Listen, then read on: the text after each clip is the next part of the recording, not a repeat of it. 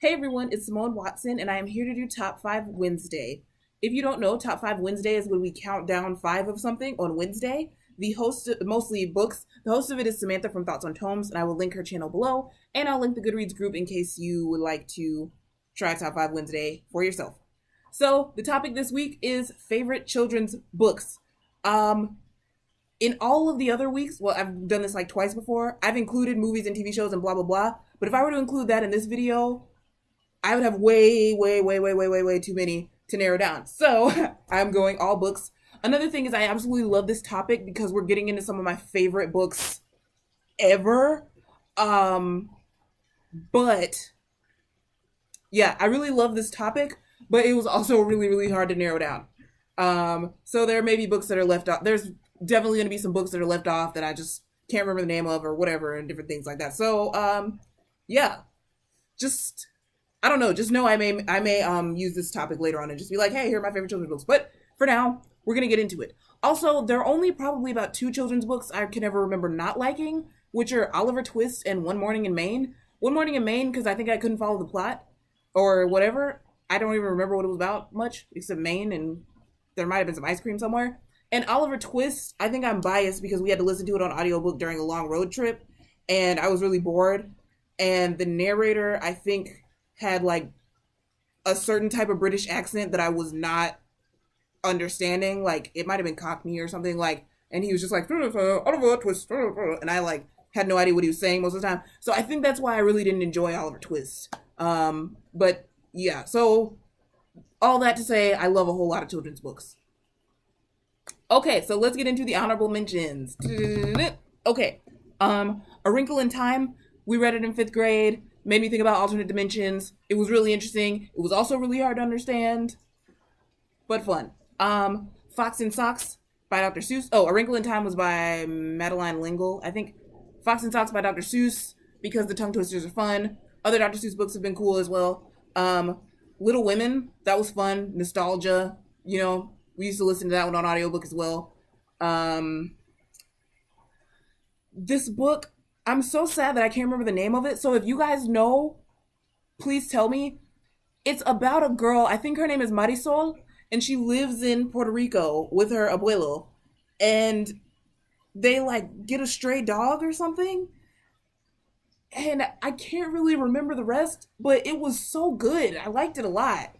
And it's really like one of very few books that I've seen, that like I don't know. It's just one of very few books I've seen that has to do with like Latinx people. The children's books that I've read. So I just really would like to know the name of this book if anyone knows it.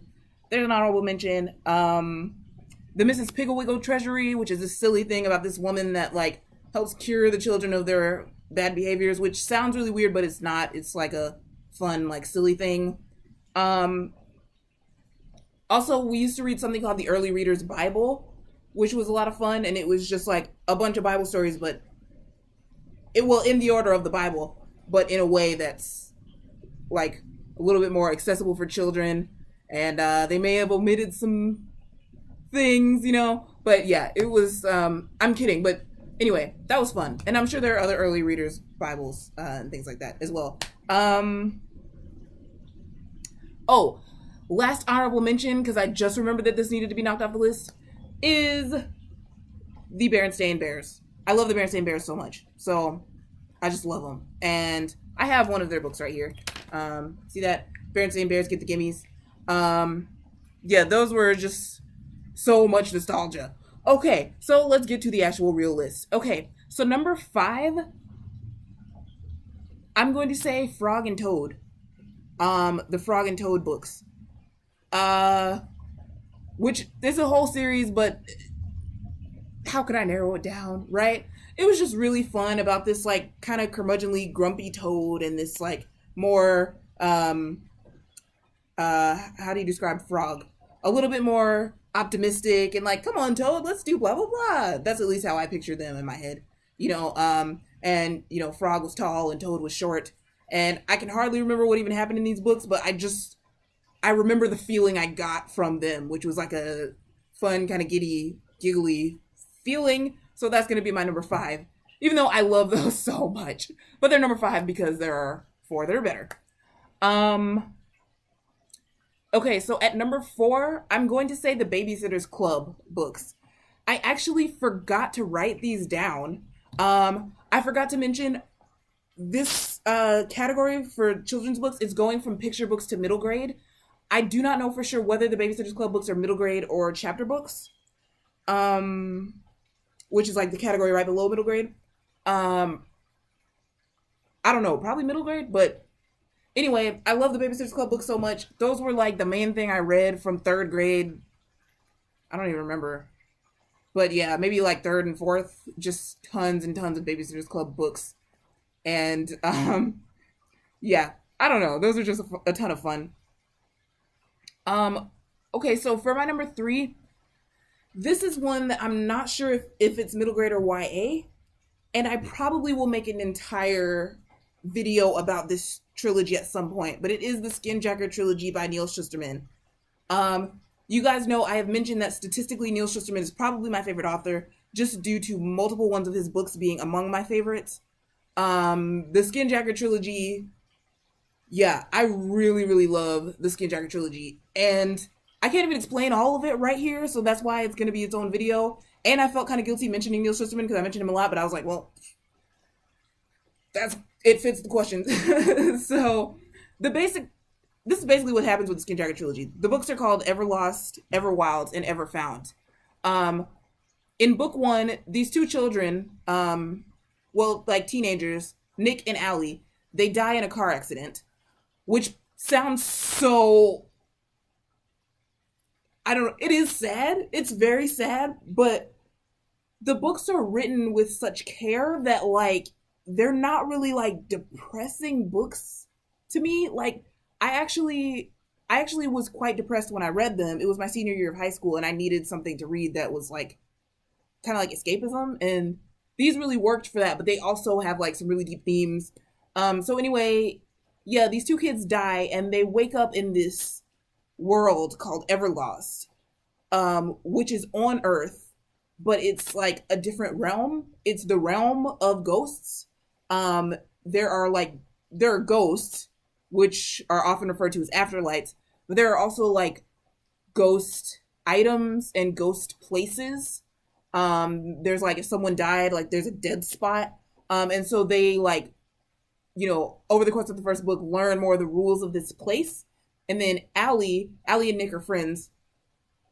They find this place where this girl Mary, Nick likes Mary, and this Mary runs things, right? Nick likes her, but Allie thinks that she's like secretly evil. Um, and so all of this like cool stuff happens in the first book, and then Allie discovers that she is a skinjacker, which is why the trilogy is called the Skinjacker trilogy. And a skinjacker is a ghost that can jump into people's bodies. Again, sounds creepy, but the way it's done is just like genius. So yeah, I could just talk about that for ages, but I will not. I will move on.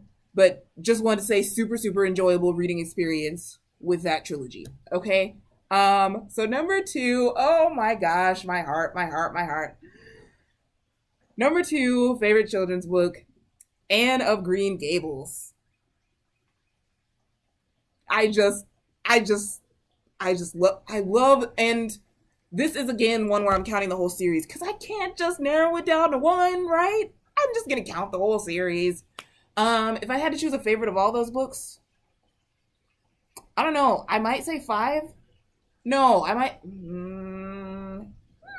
I don't know. But anyway, the Anne of Green Gables books were just awesome. There was just a long period of time from like third grade to, I don't know, seventh or something where I was obtaining and reading all of the Anne of Green Gables books because there are eight of them. Well, there are eight in the main series. I believe there are some like spin-offs and companions or something that I haven't read. I have only read books 1 through 8. But it was just, they were just so good, and just, I don't know, it's just so much fun to go on this whole journey with Anne. Anne, the talkative orphan who with a wild imagination who just goes through, and I don't know. I feel like me being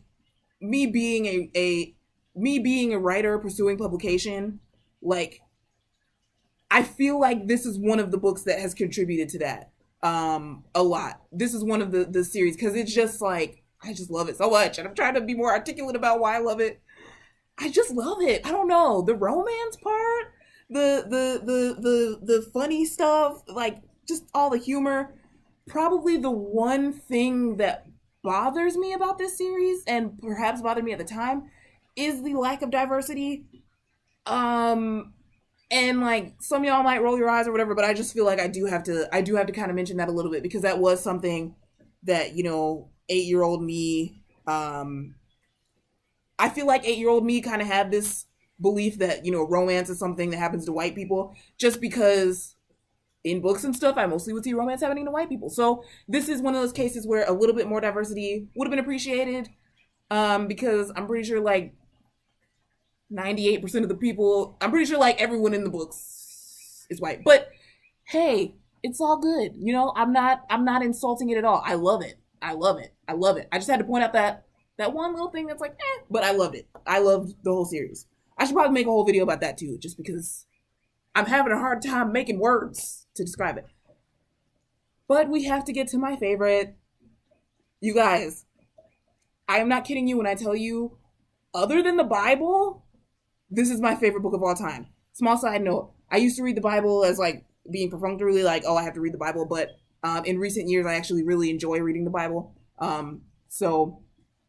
But this one, other than the Bible, is my favorite book of all time.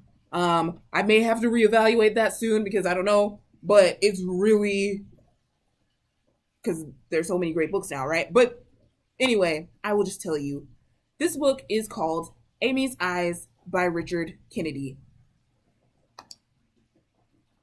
Okay, so Amy's Eyes, how do I even... Okay, so I'm hoping you guys have heard of Accelerated Reader, the program where you read books and you take tests and you get points in elementary school. We did this when I was in elementary school, and my mom was really encouraging about it. My parents really liked education. They, a lot of the picture books I've enjoyed were read to me by my dad. My parents really wanted to encourage their kids in reading and in math and all that kind of stuff. And so my mom was a huge champion of Accelerated Reader, or AR, as we would call it. And so when I was in 5th grade, which was like my last year of AR, my mom wanted me to really just like get the most points possible, just get a whole bunch of points. I guess for the benefit of reading, but also because I guess you could like win things. And so she she gave me this list of books she gave me this whole list of AR books. And she had highlighted the ones that had a whole lot of points attached to them. And she was like, okay, just like pick one of these books and we'll go try and find it at the library. And I was like, okay. So I picked out this one called Amy's Eyes. I didn't see the cover or anything. It was just a title. And I think I picked it because it reminded me of Little Women and because it sounded like it might be a romance or something. So I'm just like, oh, okay, Amy's Eyes, And we went and we got this book from the library. And the reason why it was so many points is because it's a long book. Okay, this is a long children's book. This is like this thick or something. And I remember looking at the cover and being like, man, I thought this was going to be about some girl's eyes. This is a book about a boat. I don't want to read this. So I almost gave up on Amy's Eyes. This was 10-year-old me, And then I was like, I'll just read it anyway. And it was just the best novel I've ever read, or not novel, the best fiction book I've ever read in my life. It was so funny. It was so there's adventure. There's the tiniest bit of romance, but it's really not romance. It's a side note and stuff of some side characters having romance who are adults, because the book is about a 10-year-old, so it's not there's no romance there. But the book is just so good, and I should probably make a whole video about this too, but to just give you the brief, whatever about it, there's this girl named Amy who lives in an orphanage, and she has a doll, the captain, who's her best friend. She reads to him all the time. One day she accidentally brings him to life by poking him in the head with a needle. he comes to life, and this is like 19th century England or something. And so, but even if it were now, like he's a man, so he can't be in the orphanage because it's an all girl orphanage. So he runs away, and he tells Amy, "Hey, if I don't write you a letter by such and such a point in time, it'll be because I'm dead." And she's like, "Oh no!" And he's like, "No, I'm not gonna be dead. I'm not gonna be dead. I'm gonna write you a letter." So he goes away, but he writes letters, but his letters get stolen. And so Amy is so sad at the captain having run away and her thinking that he's dead. She's so sad that she turns into a doll. And so then she's just like this big, and she's a doll, or however tall dolls are. And she's like made out of cloth and yarn, and her eyes turn into buttons. And then the captain comes back because he, like, oh my gosh, he just like, he went off and he found a job and whatever. And then he comes back to get Amy and finds that she's a doll. And so he like puts her in his pocket, and they go off to sea, and there's this whole like sea adventure, and it's just amazing. And I can't even. Okay? So, yes. There you go. That's my top 5 Wednesday. Um yeah, I don't know. I'm so glad. Thank you so much, Samantha, for picking this as a topic, because this is just like so cool. It's so much fun. And I'm going to be 23 next week. So this is a great time to just sit and reflect over books that I've loved for over a decade. So, thank you guys so much for watching, and I will see you soon when I do a writing update. Bye.